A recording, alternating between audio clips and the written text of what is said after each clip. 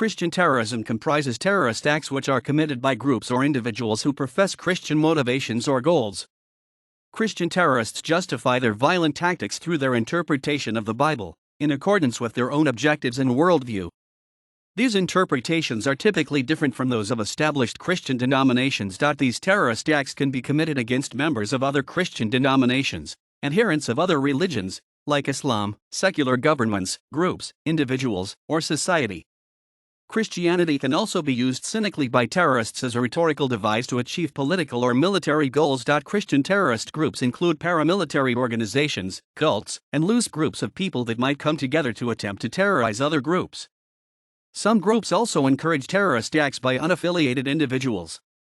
The paramilitary groups are typically tied to ethnic and political goals as well as religious ones, and many of such groups have religious beliefs at odds with conventional Christianity. The literal use of the phrase Christian terrorism is disputed. It appears in the academic literature to describe a large range of actions and beliefs. Religion can be cited as the motivation for terrorism in conflicts that have a variety of ethnic, economic, and political causes, such as the one in Bosnia. In cases such as the Lord's Resistance Army or the Taiping Rebellion, the beliefs of the founders differ significantly from what is recognizably Christian. In such cases, the term Christian terrorism is problematic despite the claim that they are motivated by their religious beliefs. The term terrorist can also be applied for disingenuous reasons, to encourage public support for a group's vilification or allow the use of stricter laws in punishing a group or individual. The intimidation of minority communities along with sporadic acts of violence do not typically get referred to as terrorism. However, in 2015, a majority of Americans from both political parties thought that attacks on abortion providers should be considered domestic terrorism. Christianity came to prominence in the Roman Empire during and directly after the rule of Constantine the Great, 324 to 337 AD. By this time, it had spread throughout Western Asia as a minority belief and became the state religion of Armenia. In early Christianity, there were many rival sects, which were collectively persecuted by some rulers. There is, however, no record of indiscriminate violence or attempts to use terror as a religious weapon by early Christian groups. Gaining state backing by a particular Christian sect or creed led to increasing religious violence. This took the form of persecuting adherents to rival Christian beliefs in other religions. In Europe during the Middle Ages, Christian antisemitism increased in both the Reformation and Counter-Reformation led to an increase in interdenominational violence. As with modern examples, it is debated as to what extent these acts were religious as opposed to ethnic or political in nature. The early modern period in Britain saw religious conflict resulting from the Reformation and the recusancy that emerged in opposition to it. The Gunpowder Plot of 1605 was a failed attempt by a group of English Catholics to assassinate the Protestant King James I, and to blow up the Palace of Westminster, the English seat of government. Although the modern concept of religious terrorism, or indeed terrorism at all, had not yet come into use in the 17th century, David C. Rappaport and Lindsay Clutterbuck point out that the plot, with its use of explosives, was an early precursor of 19th century anarchist terrorism. Sue Mahan and Pamela L. Grissett classify the plot as an act of religious terrorism, writing that Fox and his colleagues justify their actions in terms of religion. Peter Steinfels also characterizes this plot as a notable case of religious terrorism. Orthodox Christian-influenced movements in Romania, such as the Iron Guard and Lancieri, which have been characterized by Yad Vashem and Stanley G. Payne as anti-Semitic and fascist, respectively, they were involved in the Bucharest pogrom and committed numerous politically motivated murders during the 1930s. After the American Civil War of 1861 to 1865, former Confederate soldiers founded the Ku Klux Klan, KKK, organization. Originally, the Ku Klux Klan was a social club, but a year after it was founded, it was taken over by Knight Rider elements. It then began engaging in arson, beatings, destruction of property, lynchings, murder, rape, tar and feathering, whipping, and voter intimidation. The Klan targeted newly freed slaves, carpetbaggers, and scalawags, and the occupying Union Army. That iteration of the Klan disappeared by the 1870s, but in 1915 a new Protestant-led iteration of the Klan was formed in Georgia, during a period of xenophobia and anti-Catholicism. This version of the Klan vastly expanded both its geographical reach and its list of targets over those of the original Klan. Vehemently anti-Catholic, the 1915 Klan espoused an explicitly Protestant Christian terrorist ideology, partially basing its beliefs on a religious foundation in Protestant Christianity and targeting Jews, Catholics, and other social and ethnic minorities, as well as people who engaged in immoral practices such as adulterers, bad debtors, gamblers, and alcohol abusers. From an early time onward, the goals of the KKK included an intent to re-establish Protestant Christian values in America by any means possible, and it believed that Jesus was the first Klansman. Although members of the KKK swore to uphold Christian morality, virtually every Christian denomination has officially denounced the KKK. From 1915 onward, second-era Klansmen initiated cross-burnings, adapted from scenes in the 1915 film Birth of a Nation, not only to intimidate targets, but also to demonstrate their respect and reverence for Jesus Christ. The ritual of lighting crosses was steeped in Christian symbolism, including prayer and hymn singing. Modern Klan organizations remain associated with acts of domestic terrorism in the United States. Mark Juergensmeyer, a former president of the American Academy of Religion, has argued that there has been a global rise in religious nationalism after the Cold War due to a post-colonial collapse of confidence in Western models of nationalism and the rise of globalization. Juergensmeyer categorizes contemporary Christian terrorists as being a part of religious activists from Algeria to Idaho, who have come to hate secular governments with an almost transcendent passion and dream of revolutionary changes that will establish a godly social order in the rubble of what the citizens of most secular societies regard as modern, egalitarian democracies. According to terrorism expert David C. Rappaport, a religious wave, or cycle, of terrorism dates from approximately 1979 to the present. According to Rappaport, this wave most prominently features Islamic terrorism, but it also includes terrorism by Christians and other religious groups that may have been influenced by Islamic terrorism. Numerous individuals and groups have cited their Christianity or Christian beliefs as the motivation for their terrorist acts. This can mean that they see Christianity as their identity and the main reason for their existence, partially in contrast to the identities and existence of other groups which they consider threatening and non-Christian. Terrorists can also cite their interpretation of the Bible or Christian beliefs as their motivation. All types of terrorism have a complex interrelationship with psychology and mental health, however, only a minority of terrorists have diagnosable medical illnesses. Christianity can also be disingenuously claimed as a motive to inspire followers or curry political favor or protection. All these motivations are not independent and often complexly interwoven. Religion is often closely tied to ethnic identity, economic standing, and self-image. Should a group of Christians feel threatened, religion is a verifiable, culturally important label to use in creating a them and us mentality. This is particularly the case where both groups share membership in a broadly similar cultural group, for example the breakup of Yugoslavia and the Lord's Resistance Army in Uganda. In situations where the opposing ethnicities are more diverse, different skin colors and/or cultural practices are sometimes used as identifiers of the other.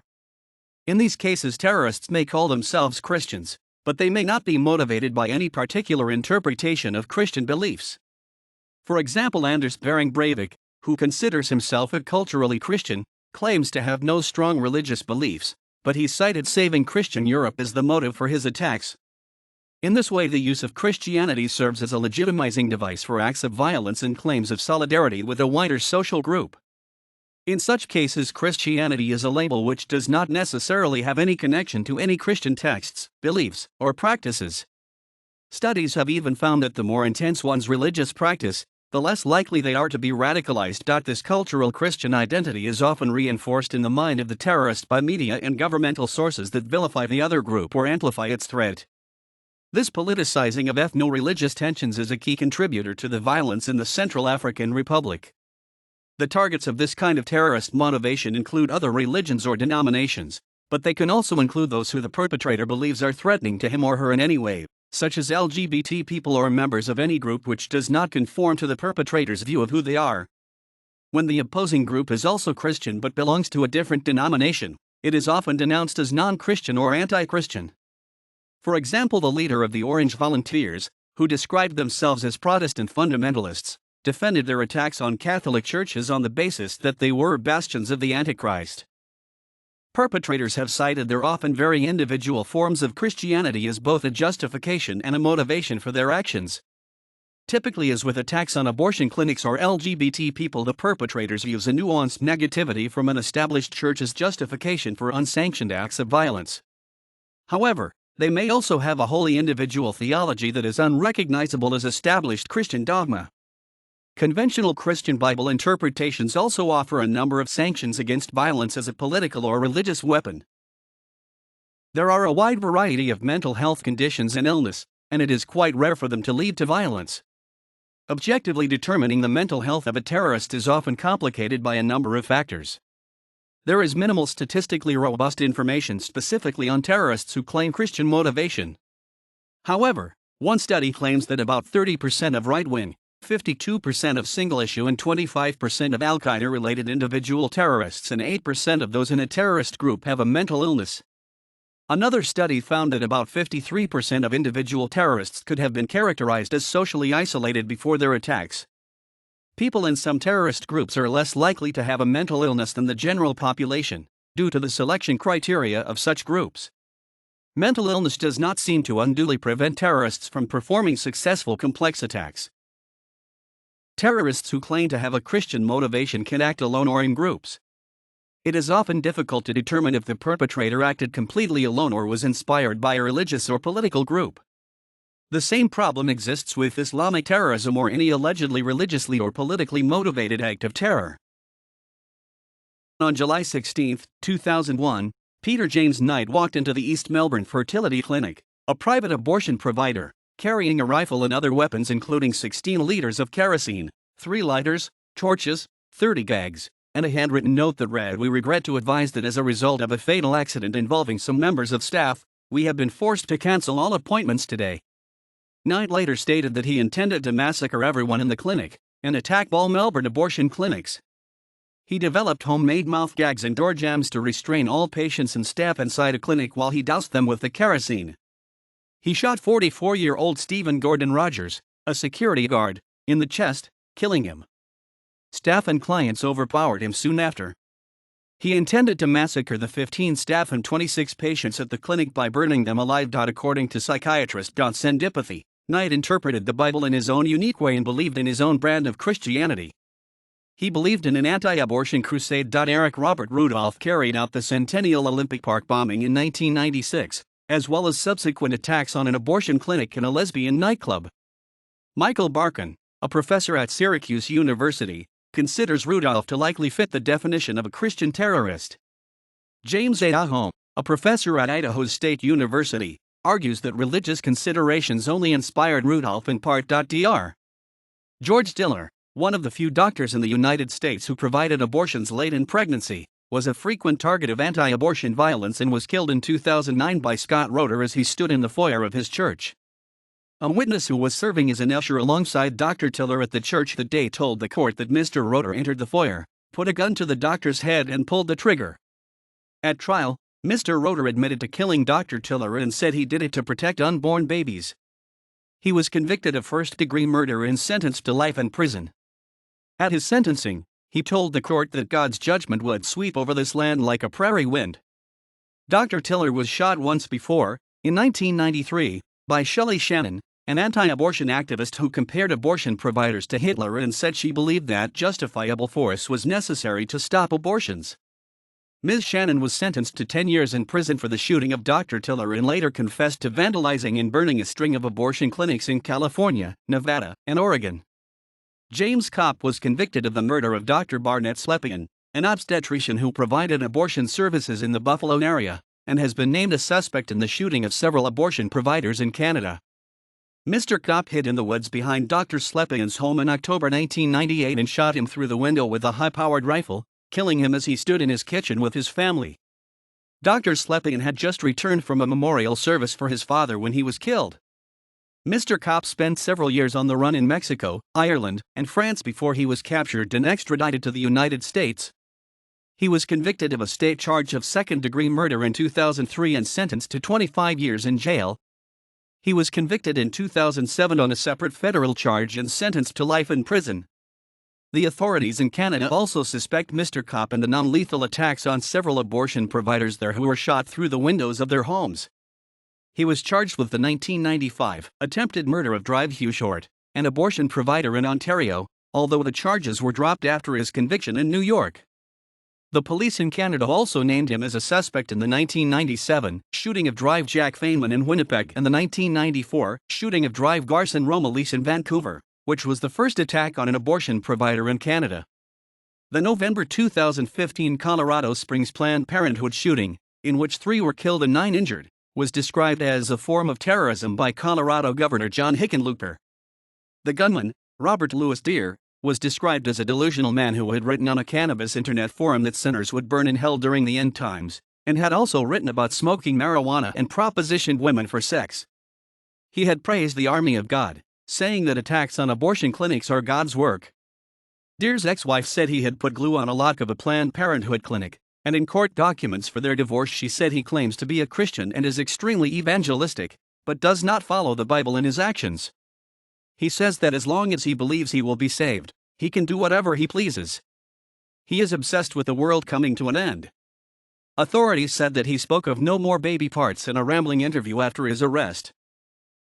Anders Behring Breivik was convicted for the 2011 Norway attacks, in which he killed 8 people by detonating a van bomb amid during Svartnalet in Oslo and then shot dead 69 participants at a Workers' Youth League (AUF) summer camp on the island of Utøya, leaving 77 dead. On the day of the attacks, Breivik electronically distributed a compendium of texts entitled 2083, a European Declaration of Independence, describing his militant ideology. In them, he lays out a worldview that encompasses opposition to Islam and blames feminism for causing Europe's cultural suicide. The texts call Islam and cultural Marxism enemies and advocate the deportation of all Muslims from Europe based on the model of the Beneš decrees, and they also claim that feminism and Islam exist in order to destroy Christian European culture. Breivik wrote that his main motive for the atrocities was to market his manifesto. Breivik contends that he is waging a Christian crusade against multiculturalism and believes that the attacks were necessary. His manifesto also states that its author is 100% Christian, but he is not excessively religious. Nevertheless, he said he planned to pray to God for help during his attacks. Before the attacks, he stated an intention to attend Frogner Church in a final martyr's mass. In 2015, Breivik claimed to be an Odinist, but Breivik and others have previously linked his religious beliefs to Christianity during the attacks. Deputy Police Chief Roger Andresen initially told reporters that the information on Breivik's websites was, so to speak, Christian fundamentalist, and many mainstream media such as the New York Times have described him a Christian fundamentalist. Gary Mattson and Winfield Motor were a gay couple from Redding, California, who were murdered by Benjamin Matthew Williams and James Tyler Williams in 1999. Neighbors said that the family was known for its fundamentalist Christian beliefs, and they also said that recordings of sermons and religious music were often heard from their house. The 2 perpetrators are believed to have had ties to the Christian identity movement. They were also suspected of playing a role in 18 arson attacks on 3 synagogues. In 1996, 3 men who claimed to be Phineas priests, Charles Barbie, Robert Berry, and Jay Merrill, were charged with 2 bank robberies and bombings at the banks, a Spokane newspaper, and a Planned Parenthood office in Washington state. The men were anti-Semitic Christian identity theorists who believed that God wanted them to carry out violent attacks, and they also believed that such attacks would hasten the ascendancy of the Aryan race. In 2015, Robert Dogart, a 63-year-old mechanical engineer, was indicted for solicitation to commit a civil rights violation by intending to damage or destroy religious property after communicating that he intended to amass weapons to attack Islamburg, an Islamic hamlet and religious community in Delaware County, New York. Dogart, a member of several private militia groups, communicated to an FBI source in a phone call that he had an M4 carbine with 500 rounds of ammunition that he intended to take to the Delaware County enclave, along with a handgun, Molotov cocktails, and a machete. The FBI source recorded him saying, "If it gets down to the machete, we will cut them to shreds." Dogart had previously traveled to a site in Dover, Tennessee, which had been described as a jihadist training camp, in chain emails, and found that the claims were wrong. In April, Dogart accepted a plea bargain and stated that he had willfully and knowingly sent a message in interstate commerce containing a true threat to injure someone. The plea bargain was struck down by a judge because it did not contain enough facts to constitute a true threat. Dogart, who describes himself as a Christian minister in the Christian National Congregational Church, apparently the National Association of Congregational Christian Churches. None of the charges against him are terrorism-related. However, some groups have described his actions as such. According to University of Auckland professor Douglas Pratt, who was an international expert on religious terrorism. The Christchurch mosque shootings by Australian Brenton Harrison Tarrant, which killed 51 people and injured 50 more, primarily Muslims, at the Al Noor Mosque in the Linwood Islamic Centre in Christchurch, New Zealand, were a form of Christian terrorism in white supremacy. Tarrant's manifesto The Great Replacement, which is named after the French far-right conspiracy theory bearing the same name, quoted Pope Urban II, who ordered the First Crusade and demanded the retaking of Jerusalem, cited the death of 11-year-old Swedish girl Ebba Akerlund, cited NATO's involvement in Kosovo, stated Tarrant's wish that Istanbul, aka Constantinople, should be taken from Turkey so it will be back in Christian hands, and finally stated that Tarrant's main motive for the attacks was revenge against Islam. The shooters' rifles were covered with white supremacist symbols and the names of various historical figures in battles which were waged between Muslims and non-Muslims, such as Charles Martel, Skanderbeg, and Baho Piviljanin, as well as the Battle of Tours in 732 and Battle of Vienna in 1683. The perpetrator of the Pittsburgh Tree of Life synagogue shooting, Robert Butler, cited a Bible quote about Jesus Christ on the bio of his now-defunct Gab account. Similarly, the Poway synagogue shooting suspect John T. Ernest also cited Bible quotes to justify his attack, and in March 2019, he burned down a mosque in Escondido, California. Mason, Carol.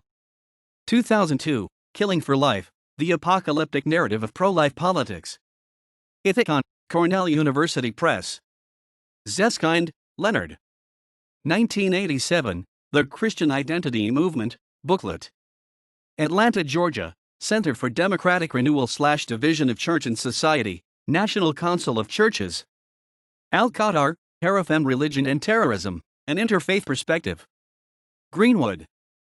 January 2003. ISBN 978-0-275-96923-3. The Armies of God, A Study in Militant Christianity by Ian Buchanan, Publisher, Citizens International, 2010. ISBN 978-9833046096. Introduction, The Enduring Relationship of Religion and Violence, Oxford Handbooks Online.